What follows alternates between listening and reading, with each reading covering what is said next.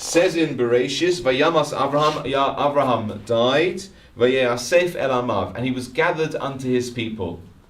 Okay, very interesting, unusual terminology. He was gathered unto his people.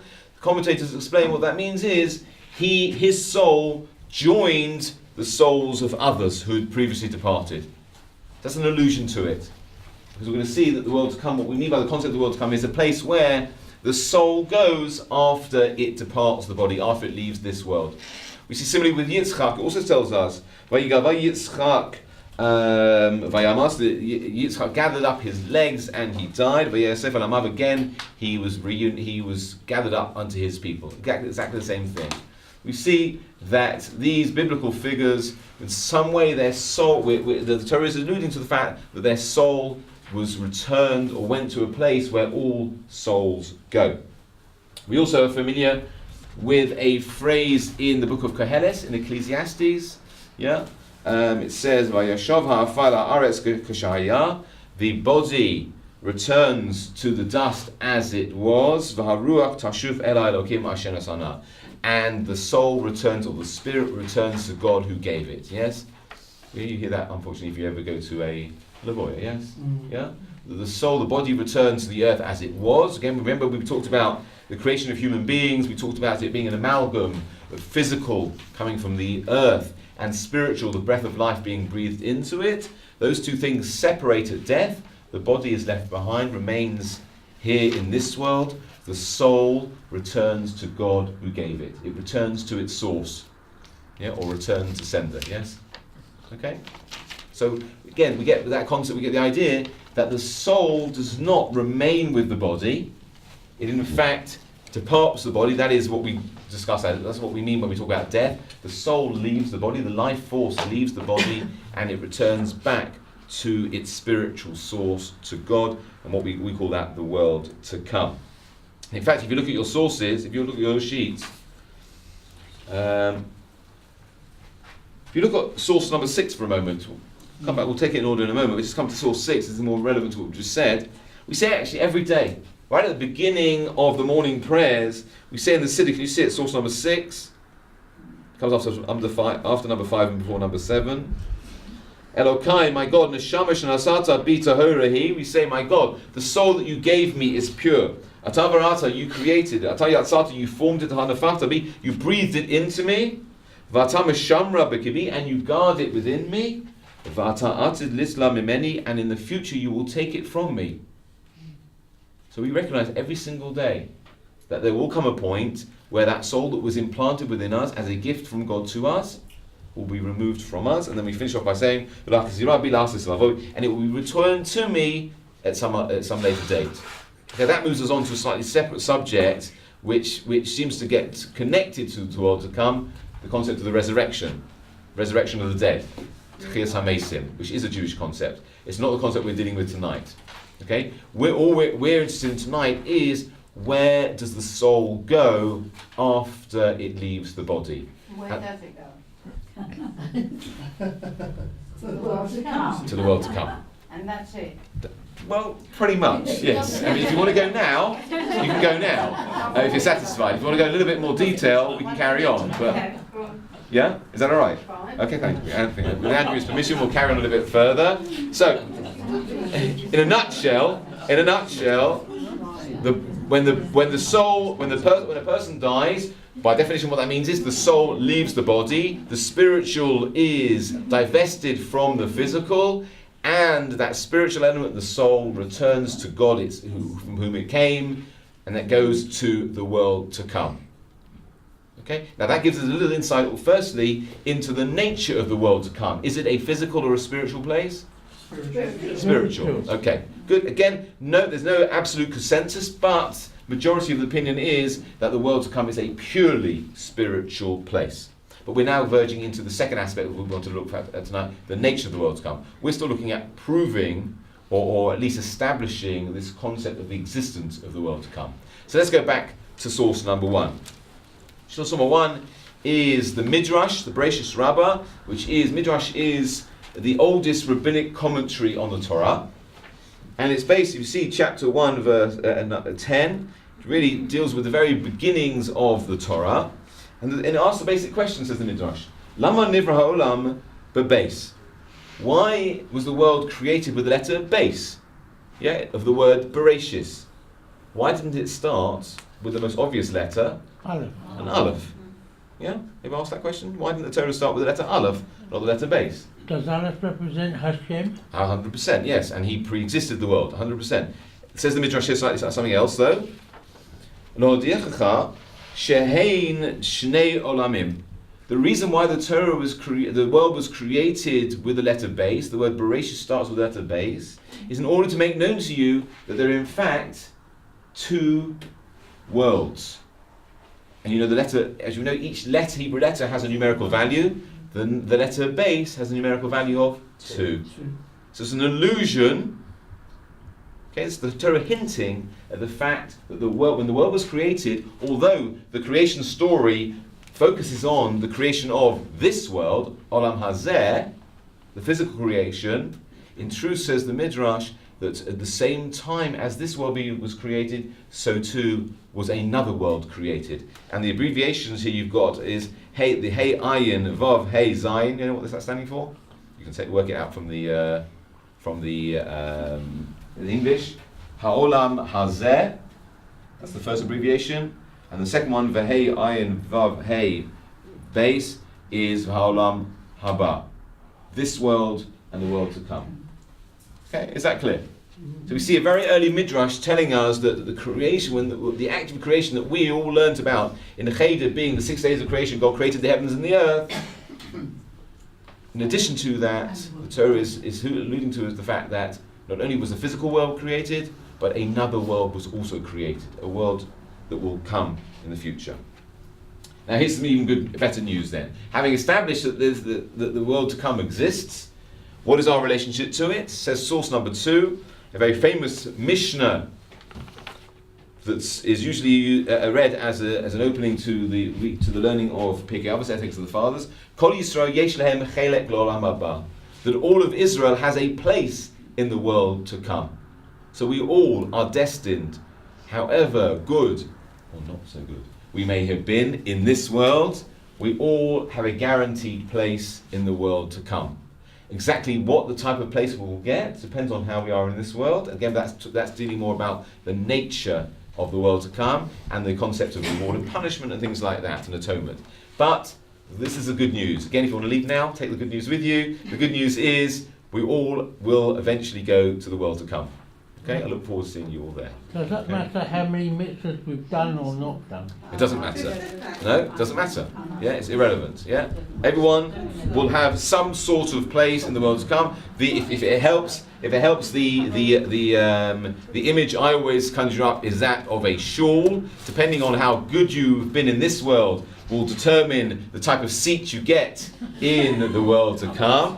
Or maybe we could talk about a Kiddush, how close you get to the Kiddush table in the world to come. If you've not been so good, maybe you'll be a bit further back, maybe you have a restricted view. Maybe that's a good thing. Maybe you want a restricted view, yeah? Maybe your wife will be able to see you, maybe she won't. I mean, these are all things that we don't know exactly. But if it helps you to conceptualize it, that's what we're talking about. What about bad people? Would they be automatic? What about There must be. Murderers, Okay, so and people of that okay, ilk. so Surely he can't look on those in the same way that he'd look on people who are... So what we're saying is, what this is saying is that everybody, no matter how good or bad they have been, have some place in the world to come. What that place is clearly will be determined by how they've been in this world. Okay, and that now having raised that question, we're going to obviously have to discuss the interplay between this world and the world to come. Now, if you wanted any further proof of the existence of the world to come, having touched on Paul raised the subject, I wasn't going to talk about it now, but we'll talk about it now. That for me personally, and hopefully you'll see it as well, that the concept of the world to come is an absolute religious must. That we have to believe. I'm not saying it's a religious obligation to believe. What I'm saying is, from a philosophical point of view, I feel it's very important to know that there's a world to come. Why?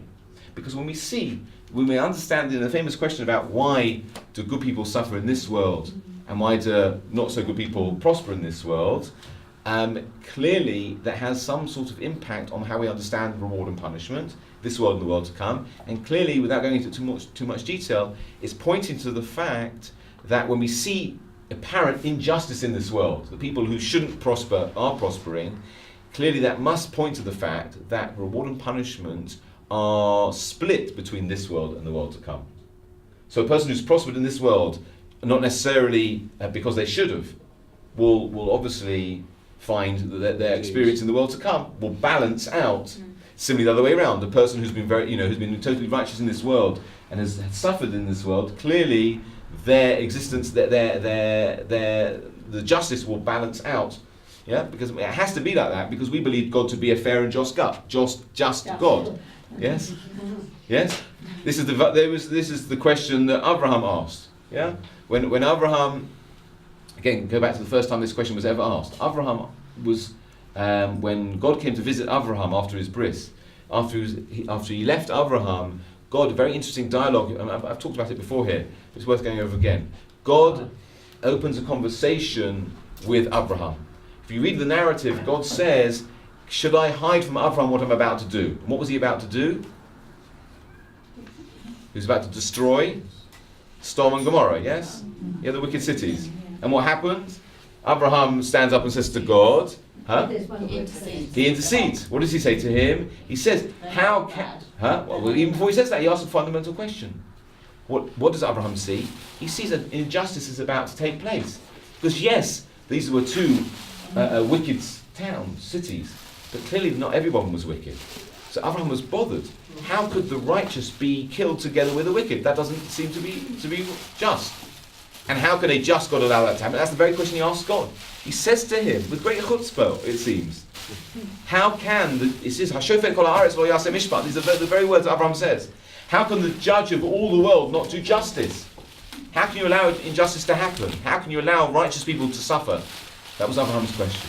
And God explains to him that I'll show you that that's not the case. And so this is the very first time that question has been asked, and obviously it's been asked throughout history. But the answer has to be, if we believe, and we do believe, in God being a just and fair God, He doesn't allow good to go unrewarded, He doesn't allow bad to go unpunished.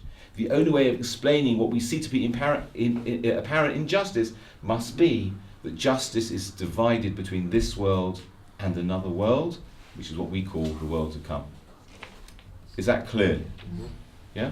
Okay. So that gives us another pointer towards the fact that there must exist another world in addition to this world.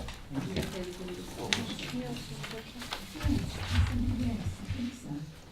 Okay, now, in terms of having established the existence of the world, the concept of the existence of the world to come, how do we understand its interplay, its connection to this world? How do we view which is the ultimate existence, this world or the world to come? Look at source number 3. It's taken from Rabbi Alex Chapter 4, Mishnah 16, a very famous Mishnah. Rabbi Yaakov said, "Ha'olam hazeh doma lepruzdo." This world is compared to an antechamber b'fnei ha'olam haba, before the world to come. Prepare yourself in the antechamber, in order that you can enter into the banquet hall. What is that Mishnah saying? The prelude to One at a time. So we get prepared in this life for the next one. So this world is a prelude. a preparation for the world to come. Chicken soup Yeah. for the chicken. Oh, right, the starter before the main meal. Yeah. Right, okay. Yeah. Or chopped liver, or whatever it is, yes? Chicken soup. Yes? It's the hors d'oeuvre before the entree. Yes? Does that make sense? Again, so in terms of, firstly we've established that there are two worlds, this world and the world to come. It says this Mishnah, this world is merely a preparation for the world to come. Nobody, if they get invited to the palace, do they arrive at the palace, be brought into the waiting room, and having been in the waiting room for 120 minutes, so to speak, decide, well, that's enough for me, I'll go home now. Yes? They wait there patiently, they prepare themselves, they ready themselves, practice their curtsy, yes? So they can go into, when they're ready, when they're called to go into the banquet hall, to go into the palace. Yeah? And in fact, commentators say on this not on your sheets, that with this Mishnah is telling us that this world this world that we're in now, Olam Hazeh, was specifically established, created, in order that we can attain merit that we take with us, that we can cash in, so to speak, in the world to come.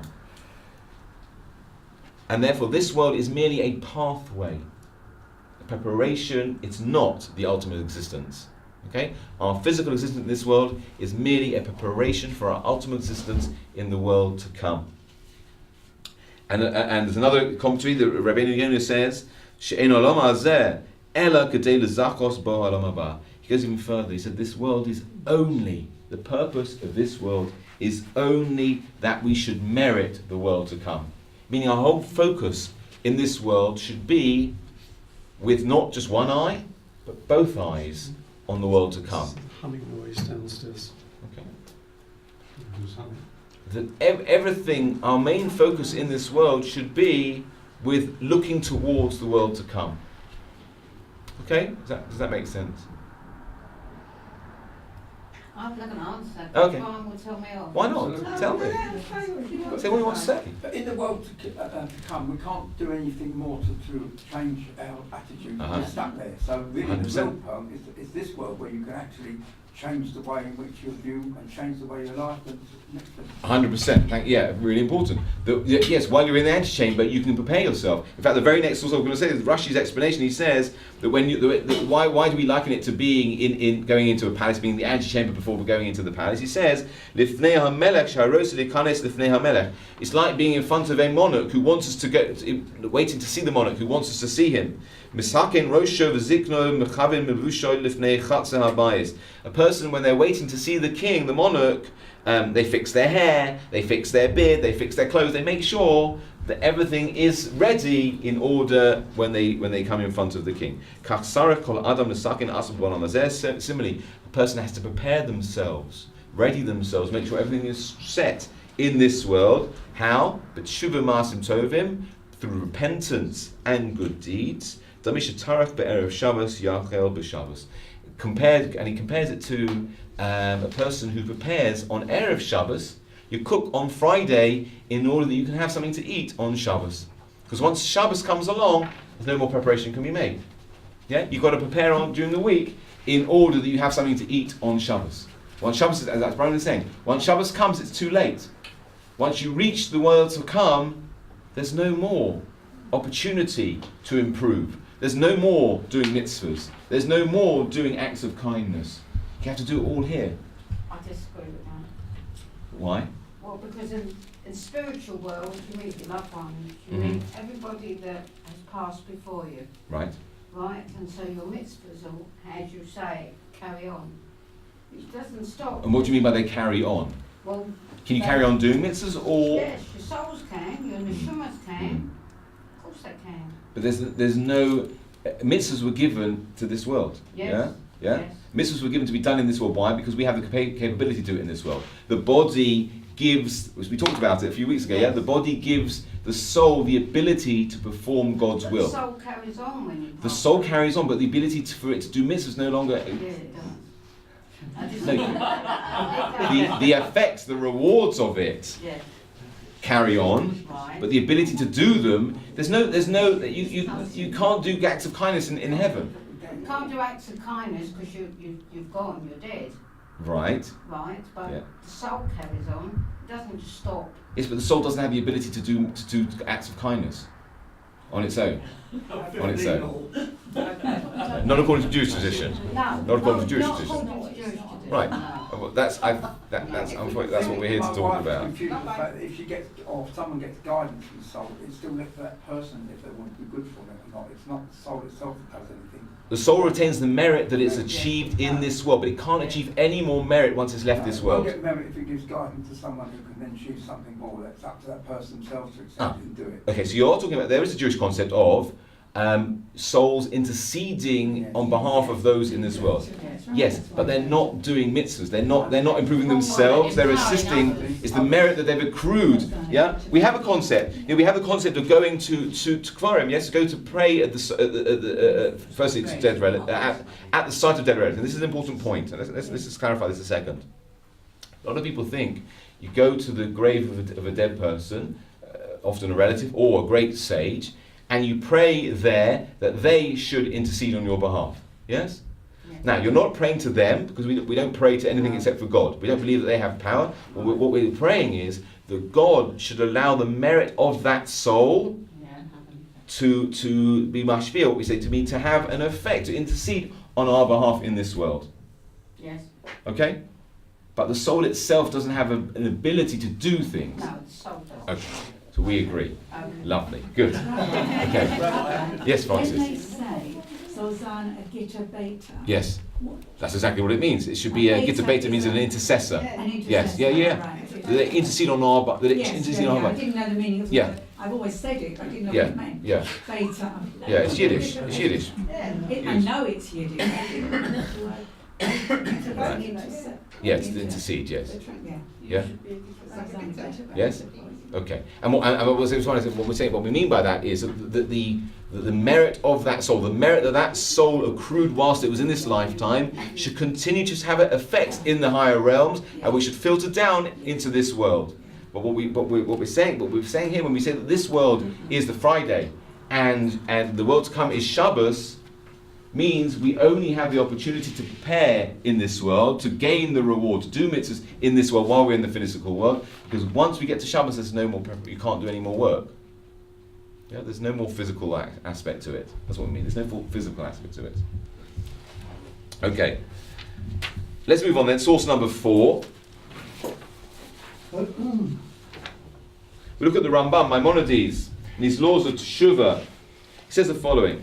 We'll read it in English. The good that is hidden for the righteous is the life of the world to come. Someone hoovering. It's someone hoovering in the world to come. This will be life which is not accompanied by death, and good which is not accompanied by evil. The Torah alludes to this in the promise in Devarim that says, so that good will be granted to you and you will live long. The oral tradition explains that the good will be granted to you in the world that is entirely good, and you will live long in the world which is endlessly long, the world to come. The reward of the righteous is that they will merit this pleasure and take part in this good. The retribution of the wicked is that they will not merit this life, rather they will be cut off and die. We'll come back to that in a second. Let's deal with the part of the righteous. What is it? What does the Rambam telling us? What is the reward for the righteous? Right. So not riches, not fame, not fortune, not honour in this world, but merely life in the world to come. A good life in the world to come, in the world where there is only good. And in a world where good is unadulterated by anything else. Shame I actually grabbed it off. We used that word unadulterated last time, didn't we? Yeah, when we were talking about the concept of tumah, of impurity. A holy, pure good that can only be in the world to come, where it's untainted, unadulterated by the physical aspects of the world. That is the good that God wants to give to us. Again, fundamental concept. We've said that God gave us the mitzvahs because He wants to allow us the opportunity to earn reward for the good He wants to give us. Yeah? So God gives us multiple opportunities to attain that reward. And that's what it says in Devarim, the quotation that Rambam has there. So that good will be granted you, it's the end of the first paragraph, so that good will be granted you and you will live long. Now, if that was talking about, if that was a promise for keeping mitzvahs in this world, then clearly we see that doesn't necessarily always happen. Because there are good people who die young. There are good people who aren't rewarded in this world. Yes? There are lots of good people who suffer. Yeah? So when the Torah says, keep the mitzvahs in order that it should be good for you and you'll be granted long life, that can't be talking about in this world. It must be talking about life and good in another world. Yeah, does that make that clear? Look at me blankly. What about the Worry. reverse? Yeah. If you're evil in this world, what does Rambam say? So 1 second. Let's just make sure we're clear about the concept of good people. Are we clear on that now? Yes. I always worry when you look at me blankly like that, like I've been talking in Swahili. By live. Depends on what you mean by live. Ah. And in the world to come, you said there's no physicality. So what is spiritual life? Right. Spiritual. Well, so what he means by live is a life where there is no. What he said there, a life where there is no death. Yeah. Does the soul ever die? No. Right. So that's what we that's what we mean by life. No, it doesn't. Souls have always been. All these souls have always been in existence. They predated the world. They are parts of God. God is eternal, and the soul that He implanted in us is a part of God. Therefore, it itself is eternal. So even though it leaves the body, it remains eternal. Where does it go? It goes to a place of eternal life. That's what we talk about. Yeah? The soul goes to a place of eternal life. It lives on. The soul lives on. Yeah. I know. Unfortunately, I know. It may be we're touching on emotional issues for people. Yes. Yeah. When we think about loved ones. Yes. But this should be a source of comfort. Yeah. Because what we're saying here, this is not pie in the sky. It's not just empty words. This is really what we mean. What we mean by the world to come is that although the body has a finite time of existence, that when it's dead, it is dead, and it does unfortunately decay, and it does disappear, the soul never dies, never decays, never disappears. Okay? It goes to the world to come. And if you want to go a little bit further, I'll come to the question in a second. If you want to go a little bit further, it's not our subject for this evening, but that soul will eventually return. I wouldn't say return to life, but will return to this world at a time when Mashiach comes with what we call Tchias HaMesim, the resurrection of the dead. The soul and the body will be in some way, according to some opinions, will be reunited. We don't believe in cremation. No. What happened? There is obviously a Jewish cremation place in Golders Green. Is that the same type of concept? What happens when a person gets cremated? The soul is whatever way the body is dealt with after death. Although it's not permitted to be cremated, it has no impact on the soul whatsoever. The soul is already left by that point. Yeah. If you're cremating someone while the soul is still in them. That's not it. That's illegal. That's interesting though. No, I never. Yeah. I just wondered. Yeah, it has no effect on the soul. The soul has already left the body. Okay? We don't allow cremation because we treat the body with respect, because the body has been a holy receptacle whilst it had the soul in it. Even after the soul has left it, it still has remnants of that holiness, and therefore we treat it with respect. It has to return, as we said, to the earth from which it came, and not for it to be treated in that way. But it has no impact on the soul. No. The soul is already gone. But it will eventually disappear anyway, it just takes a lot longer than... Of course, it will naturally, as we said. The end effect is the same, isn't it? Yes, the end effect is the same, but we're not meant to hasten that process. No. Okay, just as we're not meant to hasten the end of a person who is alive. Yeah, that's why we're not meant to, shorten a person's life. However much we know, all of us, once we're born, we're eventually going to die. Okay.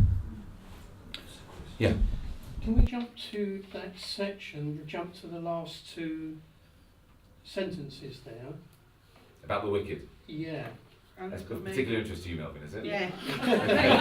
No, you said the soul never dies. Right, so I wanted to make sure, before we move on to that part, I wanted to make sure we are clear on the concept of that goodness and life don't necessarily mean, or clearly can't be referring only to goodness and life in this world. It must be referring to a place where there is unadulterated goodness and eternal life.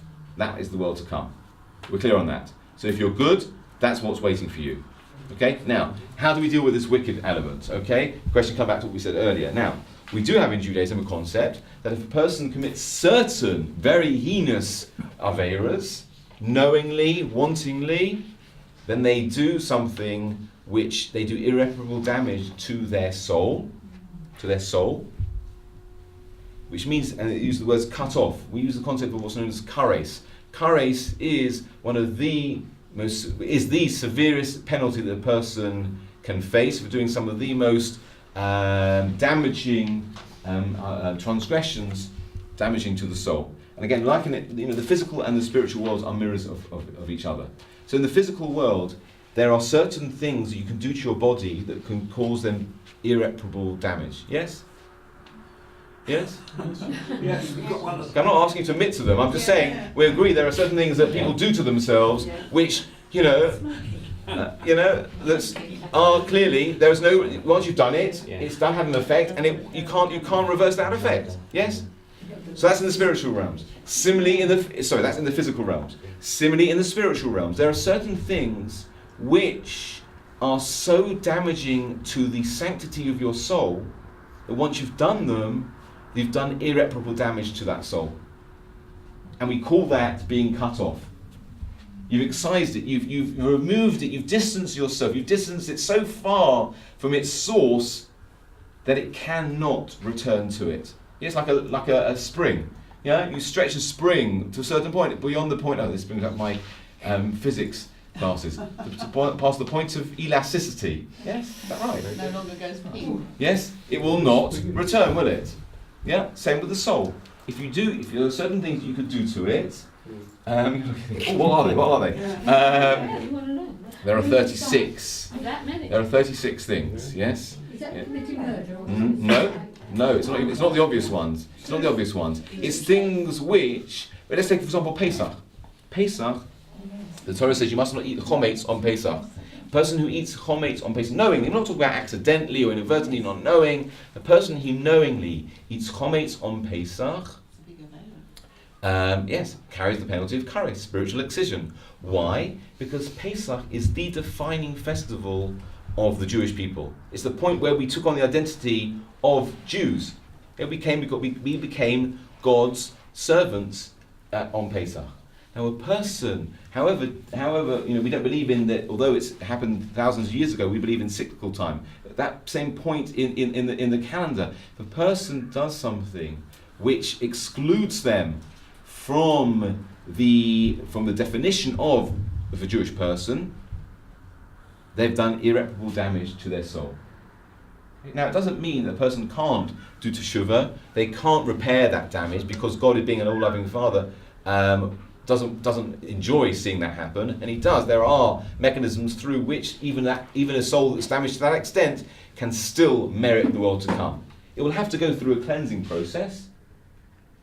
Okay, but it can still happen. But we still can't. It's an undeniable fact that you can do things which do damage so severe that you, although it says all years will have a place in the world to come, some won't.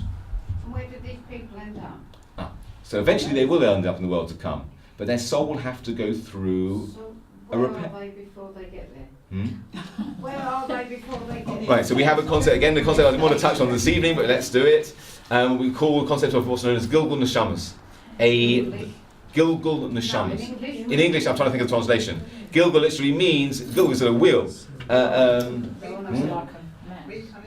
Reincarnation, yes. The soul comes back.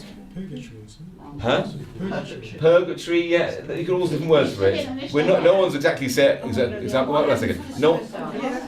What's it? So that's not included in that. That's not included in this. Okay. I'll give you one more example. Bris Milah. If a person knowingly who wasn't given a bris, although it was the parents' responsibility, the father's responsibility to give his son a bris, if a person knows in adult life they never had a bris and they go through the whole life without a bris, their punishment was also kares. Why? Because bris again is a defining feature of a Jewish person. Yes. Yet you exclude yourself from the bris of Avraham Avinu. You're not part of the Jewish people. Therefore, your soul does not have a place. 1 second, you have to let me finish. I'll come to you. The soul doesn't have a place, but that doesn't mean you've lost every opportunity. What we will is Gilgul Neshamas. The soul can come back to be Mesakein, can repair the damage it did in its first incarnation. And if it doesn't repair it in the second time it comes back, it'll come back countless times in order eventually that soul will return to its maker. Because remember, that soul is part of God, and it has to return to Him at some point. Yes? So if you've not been brised, then you go through all your life not being brised. Yeah. You're saying now that If you know and you don't do anything about it. you knowingly refuse to have it done. Not that you didn't know about it, not that you didn't know you weren't meant to have not that you didn't know, you thought you did, you didn't, none of those. You knowingly refuse to do it. Okay? Similarly, you knowingly eat chometz on Pesach. Similarly, you knowingly eat on Yom Kippur, you knowingly work on Yom Kippur. These are few of the examples. Really, really serious things. And they're not, it's not God trying to punish us. That's not what we're talking about here. What we're talking about is doing things which have serious impact on our souls. Gets recycled. Huh? Gets recycled. It has to go through some sort of cleansing, recycling process that enables it to go back to its maker, go back to its source. Suicide, you don't? Suicide's not included in the list. What No. about the souls of the non-Jews? I mean, they still have the same soul. According to some opinions, the souls of the righteous also have a place in the world to come. Yeah. It says here that honouring one's father and mother. Are we there? Yeah. No, we're not, but I was just reading ahead. Yes.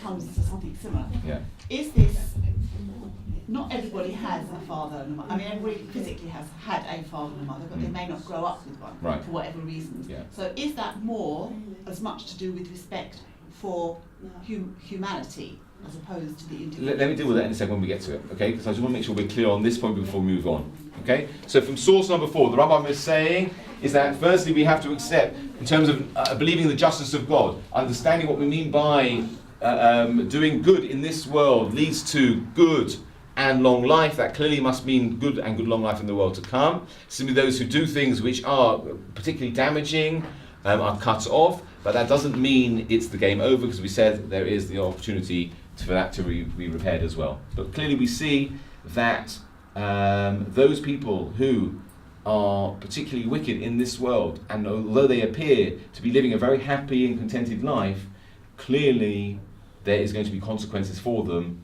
in the world to come. Nothing goes unnoticed, nothing goes unrecorded, nothing goes unrewarded or unpunished. Okay, are we clear on that? Just the repair process, how is that possible, not in a physical state? No, we believe that the soul is brought back into a physical world, Right. in order for it to repair the things that it did in this world. Okay. Yeah, it is brought back. It will return in another form, Right. but it will come back. Right, I see. Okay. Okay. Okay, let's look at source number 5. We're now getting a little bit more into the nature of the world to come. And again, in a comparison between the quality of this world and the quality of the world to come. Having said that this world is merely a preparation for the ultimate existence, which is the world to come. It's in fact the very next Mishnah in Pirkei Avos after the one that we saw in source number 3. So Rabbi Yaakov would also say, a single moment of repentance and good deeds in this world is greater than the entire life of the world to come. Why? Because what did we say in the previous Mishnah? So and a single moment of repentance and good deeds in this world is greater than the entire life in the world to come. Preparation. Because you only had the opportunity to do it in this world. Yeah? That a single moment of preparation in this world is greater than a whole life in the world to come, when there is no time, there is no opportunity for preparation. You can't do good deeds in the world to come because you don't have the physical capability to do so, and there's no potential for repentance either, because you don't have the means of doing either.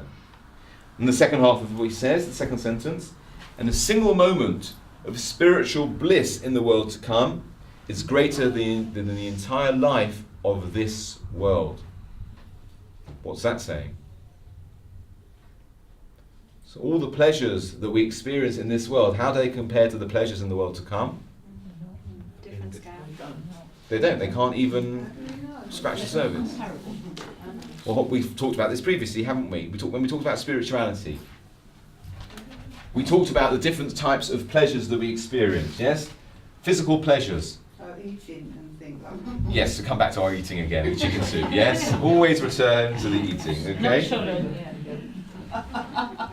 Any type of physical pleasure that we enjoy in this world, are any of them deeply felt and long-lasting? No. That's not a physical pleasure, is it, Andrew? Oh, Is it? no. No, you can't go and buy a kilogram of emotion. No. No.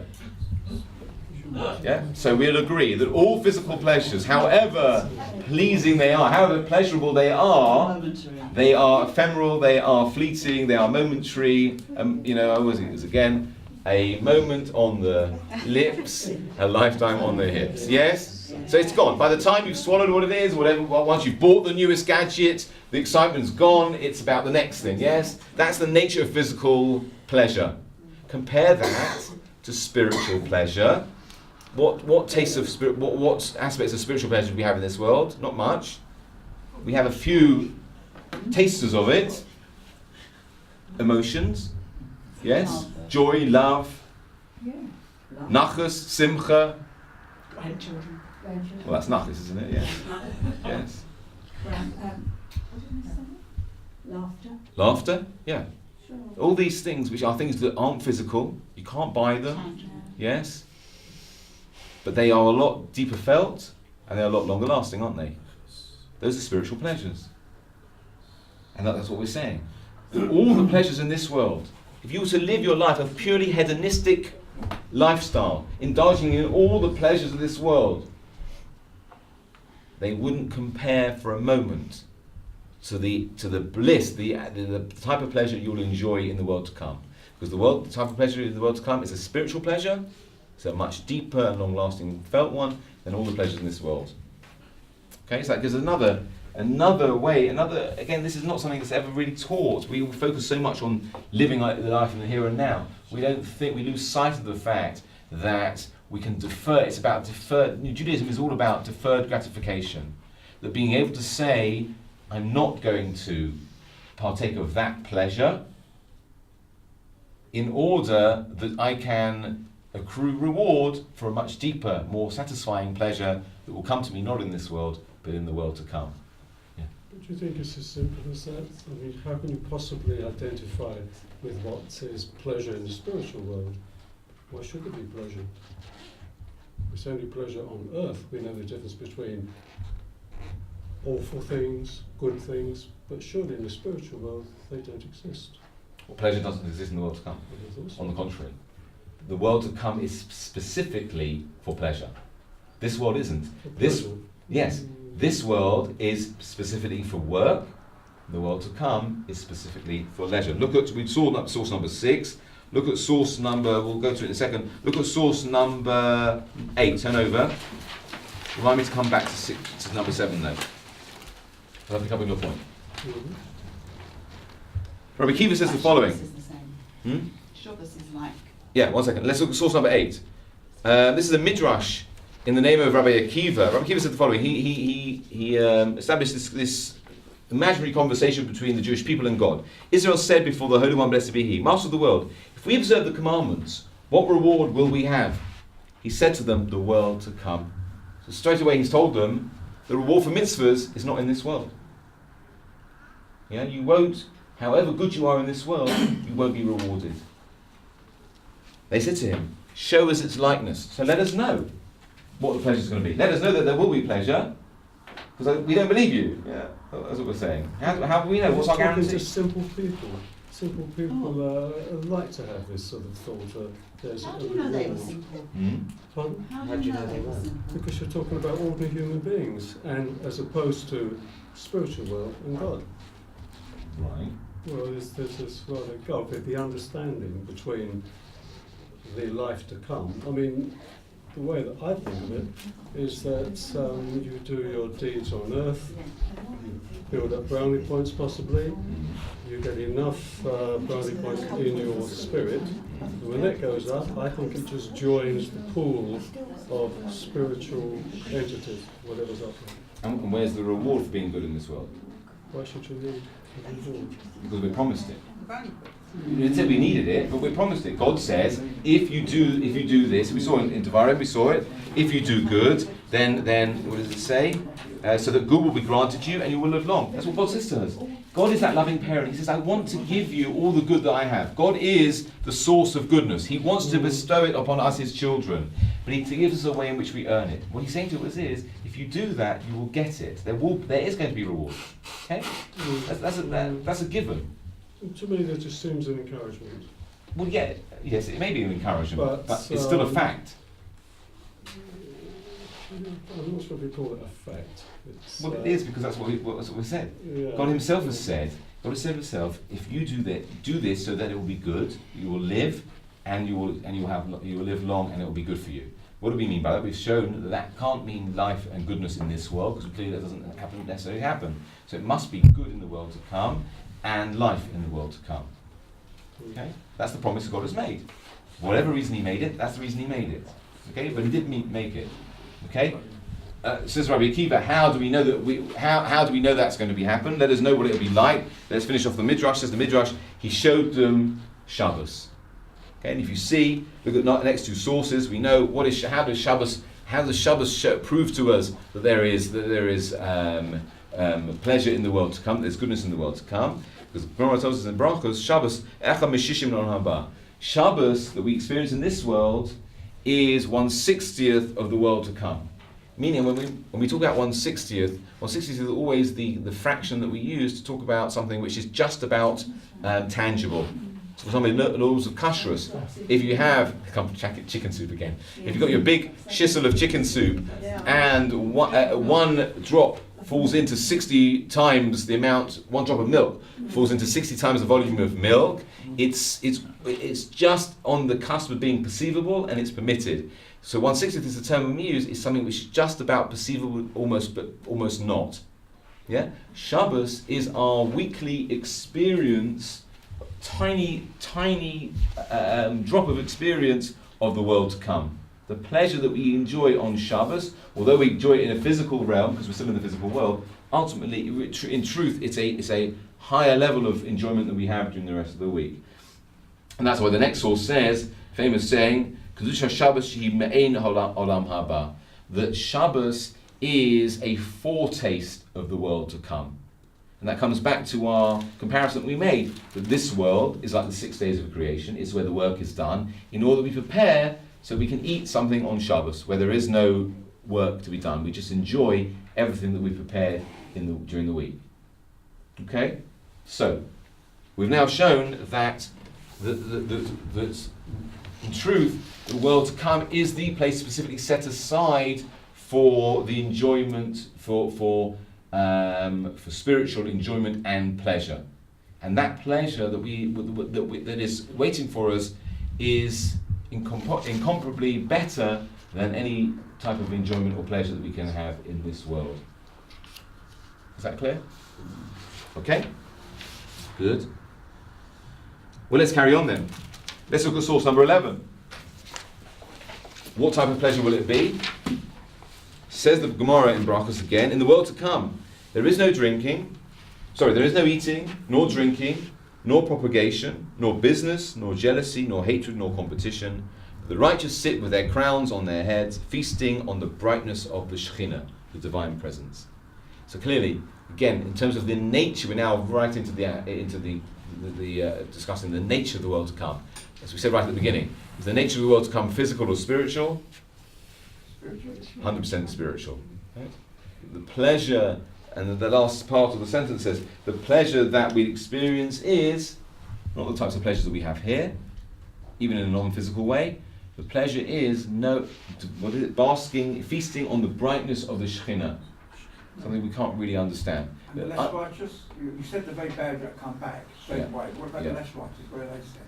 They will still feast in the brightness of Shekhinah, but it won't be as bright for them. Okay, it'll be what we call a restricted view. Restricted view. Yeah. I was going to say from behind the mechitza, but I don't. It'd be the other way around. Remember, Shekhinah is a feminine term. Similarly, let's look at source number 12, moving on very rapidly. Source number 12, the Rambam's... Huh? Is that relevant? No. It was just softening the blow of the insult, so I live to see the rest of this world. Okay, source number 12 says the Rambam in Hilchos Teshuvah, in the world to come there is no body or physical form, only the souls of the righteous alone without a body, like the ministering angels. It's a purely spiritual place. Since there is no physical form, there is neither eating, drinking, nor any other bodily functions of this world, like sitting, standing, sleeping, death and sadness, laughter, and the like. Okay? The Rambam codifying what Rav said in that Gemara in Brachos. Okay, let's just go back. There was a couple of sources we didn't see on the previous slide. There's one. Number 7. Yeah, number 7, right at the bottom of the page. This is another Mishnah in Peah, chapter 1, Mishnah 1. In fact, another thing that we say every single morning right at the beginning of our morning prayers. These are the mitzvahs whose performance derives benefit in this world, but the principal reward awaits a person in the world to come. honouring one's father and mother, acts of kindness, bringing peace between two individuals, and the study of Torah is equivalent to all of them. Just to deal with your point very quickly, Sally. No, this is talking specifically about honouring one's father and mother, but even if a person doesn't have the opportunity to do those, there are other mitzvahs that a person has the opportunity to do. Okay? That's why we have multiple mitzvahs. Okay? So, what is that Mishnah telling us? There are certain mitzvahs, although we don't get the reward for mitzvahs in this world, there are certain mitzvahs that we are rewarded for in this world. But although we're rewarded for them in this world, the principal reward is reserved for the world to come. And that again proves to us that even if we may see the benefits of living a good life in this world, that there are clearly righteous people who are prospering. Yeah, and there are wicked people who are suffering as well. So there are clearly reward and punishment does happen in this world, but the majority of reward takes place, and punishment actually, but the majority of it takes place in the world to come. Okay, so again, in terms of that, of the divine balance, the justice being maintained, we are told that we believe that the main reward for all mitzvahs is in the world to come. Okay, is that clear? Rabbi, Yeah. where does hell fit into it? Or does it? Hell is not a Jewish concept. No, it isn't. Okay, no. Yes, no. No. In fact, heaven and hell are not Jewish concepts really. No. Right. We believe that everybody goes to the world to come. Everybody was said. Everybody goes to the world to come. Depending on how you've been in this world will depend on your place in the world to come, and whether you require a repair in order to find your place in that world to come. But the repair isn't down. No, we don't believe in that concept. No. It's strange that you're saying everybody. In actual fact, what doesn't go into your body but your soul. When we say everybody, no, we say Kol Yisrael, all of Israel. It's an English translation. No, Kol Yisrael, all Israel. Everyone. No, we don't even say that. Look at source number 2. Kol Yisrael Yeshem Chelok Haba. All of Israel has a place in the world to come. It's not body Israel. Okay. No. Okay, let's look at source number 13 and 14. Would someone like to read it, just to save me reading it? Please don't all rush at once to volunteer. Thank you, Sally. It is the foundation of saintliness and the perfect worship of God for a man to realise what constitutes his duty in his world, and to which aim he is required to direct all his endeavours throughout his life. Now our sages of blessed memory have taught us that man was created only to find delight in the Lord and to bask in the radiance of his Shekinah, for this is true happiness and the greatest of all possible delights. The real place in which such delight can be attained is the world to come, for this has been prepared for this very purpose. But the way to attain to this desired goal is this world. This world, the sages remark, is like a vestibule before the world to come. The means by which man reaches this goal are the precepts God, blessed be He, has commanded us, and the place in which the precepts are to be carried out is only in this world. Man is put here in order to earn with the means at his command the place that has been prepared for him in the world to come. If he is valorous and wins the battle from every side, he becomes the perfect man who will have the merit of becoming attached to his Creator. Then he will emerge from the vestibule of this world to enjoy the light of life. Thank you. What is this is the Ramchal, the Moshe Chaim Luzzatto, 17th century Kabbalist in the Mesilas Yesharim, the Path of the Just. What is he saying there? In one word. Yes?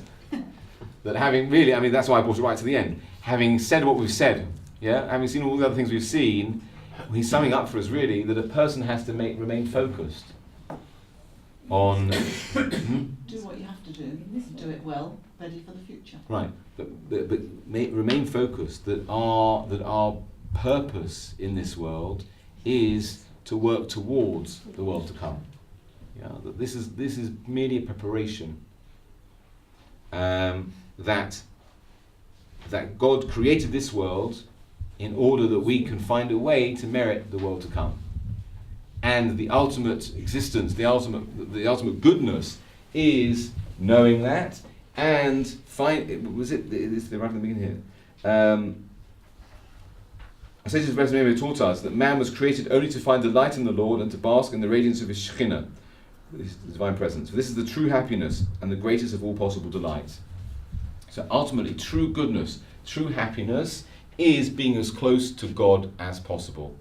Why? Because God is the source of all goodness. Yeah? The very existence of goodness is because God created it. And therefore, if you want to experience the ultimate goodness, it's being as close to that source of goodness as possible. And therefore, that's what we're working towards in this world. God created a system in which we can attain a closeness to Him. Who created badness? Badness Man is, alone? no. Well, the Rambam talks about there are three sources of badness. One is that man creates it. One is natural badness. That's just What's natural badness? that happen. Things like earthquakes and volcanoes, those sort of things. And one is that man does himself. You damage yourself. Okay, badness has nothing to do with God. It's just the absence of goodness. Like darkness is the absence of light. Okay, but goodness, what we're saying here, is the whole world was created in order that we work towards getting ourselves as close to the source of goodness as possible. And that he says that a person is valorous and wins the battle from every side, meaning that this world, and when we're in this world, the danger is we lose sight of our goal. We're so involved in the day-to-day necessities of existence that we lose sight of the fact that this all of it is is merely a means to an end, not an end in itself. This world is purely as a preparation for the world to come. And with that, I might just finish off source number 14. The sages have taught us that we human beings cannot appreciate the joys of the future age. Therefore, they call it the coming world, Olam Haba. Not because it does not yet exist, but because it is still in the future. The world to come is the one waiting for man after this world. But there is no basis for the assumption that the world to come will only begin after the destruction of this world. What it does imply is that when the righteous leave this world, they ascend on high. Here, there's another midrash here, again telling us that the world to come is there, although we can't experience it, we can't appreciate exactly what it will be, because we've not yet been there. We know that it pre-exists and it exists and is waiting for us. And it's not what some people believe is the world will come after this world ceased to exist. Which touches on to something that's...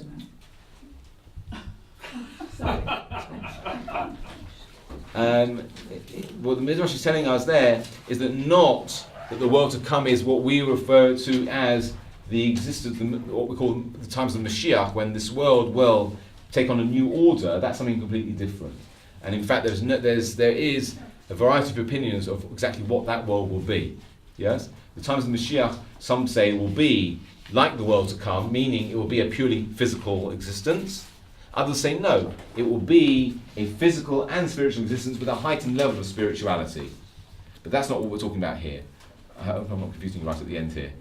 All he's saying is the world to come is a place where all souls go when they leave this world, and they remain there until Mashiach comes, and that all souls are resurrected and come back to life, and whatever form that will take is a whole other discussion.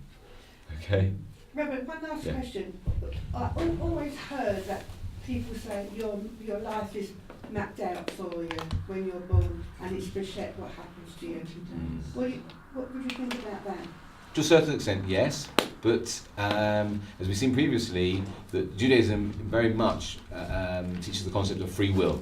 That where we end up may be foreseen, but it's not predetermined.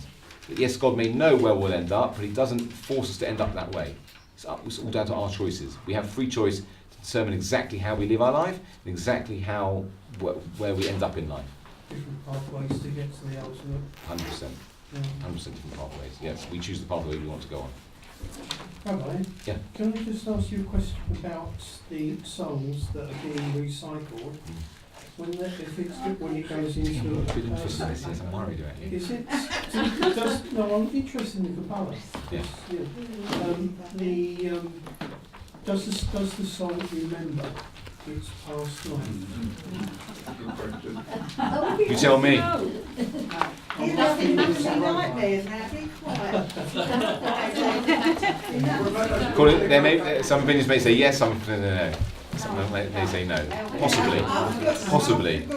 Possibly. You would expect so, I guess. You'd hope it would, but it would no. A mistake. Yeah. Not people running around. Yes, exactly. The biggest problem that we've got with this sort of topic is that there's no one able to prove it's all based on what. No one can die and come back to it. No. That's what happened to me and my soul did this, that, and the other. Of course not. No, Paul's very big point, which means to wrap up with, come back to bring us back full circle. That yes, as I said at the beginning, this is one subject that I don't have first-hand knowledge of, so I apologise. But I hope what I've shown you is, although I've shown you clearly, I've shown you classic Jewish sources on this subject. I hope to show you that it's underpinned by a logic, which means that the certain things that we believe to be truths have to bear out the fact that a world to come must exist. Otherwise, those truths would be undermined.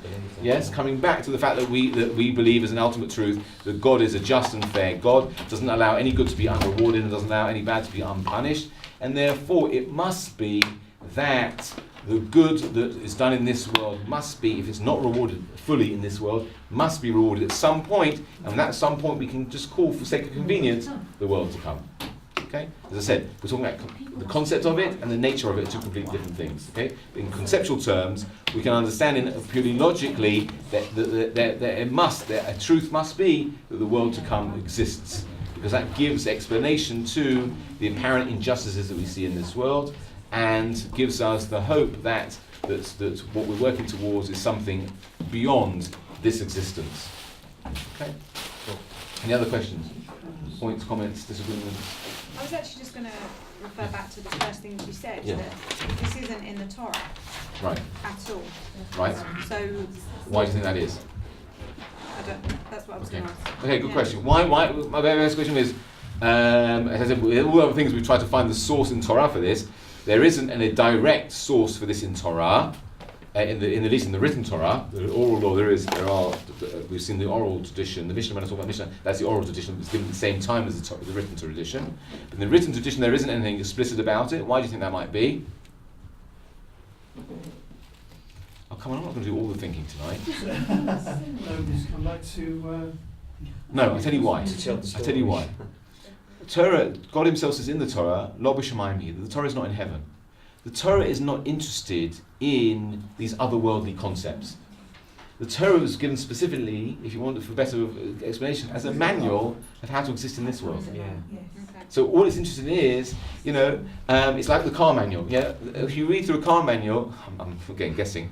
If you read through a car manual, it won't tell you. And the last page says, "And lo, your car when it goes off to be crushed." Will go off to a greater existence. We're not interested in that. We're interested in how do you keep it running for as long as you keep it running and keep it healthy and make sure that it doesn't conk out in this while you still own it, right? While your name is still on the V5, right? Same with the Torah. The Torah was given. Torah means teaching. It's a teaching of how we live our lives in this world. What happens afterwards is not the Torah's concern. It's merely to help us make sure we maximise our existence in this world. We get the most out of it. And that's why, just as 1 second, that's why, if you just give one example, that's why the Torah says 6 days you shall work and 7th day you shall rest, because that's the best thing for you. Why how we understand that, why that is the best thing. Simply the car manual will say, if the car manual said you should only use your car 6 days a week, you should use it on the 7th day, most of us would follow that advice. Yeah, because it was made, the manufacturer who created it knows exactly what's best for it. Yeah? Huh? It's a very good analogy. Thank you. It works for me. I wonder if the sages came up with this world to come because that psychologically was good for the people. It's a nice idea, but that's why I wanted to show you that the sources I brought are not just the sages' invention. These are the oral tradition. Now, the oral tradition was given by God on Mount Sinai to Moses. It wasn't written down. That's why it's called the oral tradition. But it comes from exactly the same source. None of this is rabbinic invention. Okay? Nice idea as it may be, none of this is rabbinic invention. Okay? I wouldn't present that to you. Okay? These are Torah sources, not written Torah, oral Torah. They were written down at a much later stage. Okay? And the explanations of them by the rabbis, but not rabbinic invention at all, 100%. Okay? Does that explain why the Torah doesn't mention it explicitly? Yes, Brian. Hashemayim. What's the difference between Om Haba and Hashemayim? Hashemayim. So the heavens. So the heavens, just very quickly, is the place where God resides, so to speak. Okay, it's the heavenly abode, is where God. The angels are in heaven, haven't we? The souls of those to depart goes to the world to come, which is, I mean, they might be next door to each other, but the heavens are something specifically for God. Okay, now obviously God exists in the whole world. You know, it says His glory fills the whole world, but the heavens are a space specifically where God's presence emanates from. Okay, so it's not exactly the same thing, but there are connections between them. Okay. Okay. I look forward to seeing you